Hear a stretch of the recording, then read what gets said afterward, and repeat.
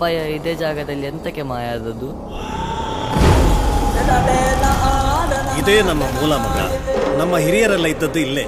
ಅದೊಂದು ದೊಡ್ಡ ದಂತಕತೆ. ಎಂತ ದಂತಕತೆ? ಕಾರ್ಣಿಕದ ಕಲ್ಲ ಅಂತ.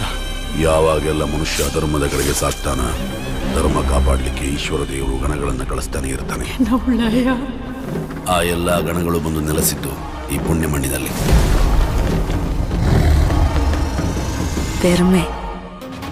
ಈಶ್ವರ ದೇವ್ರು ಇಲ್ಲಿಗೆ ಬಂದಿದ್ರ? ಇಲ್ಲಿಗೆ ಬಂದದ್ ಮಾತ್ರ ಅಲ್ಲ, ಇಲ್ಲೇ ನೆಲೆಸಿದ್ರು. ಈಗ ಸಹ ಇದ್ದಾರಾ? ಯಾವಾನು ಬೆಂಕಿನ ಕಟ್ಟಿ ಹಾಕೋದು, ಬೆಂಕಿನೇ ಹುಟ್ಟಿದ್ದು ಎಲ್ಲ ಸಂಕಲೆ. ಯಾವಾಗ ಕಾಂತಾರ ಮುಟ್ಟ ಬಂದದು, ಬಲಗುಲಿಗ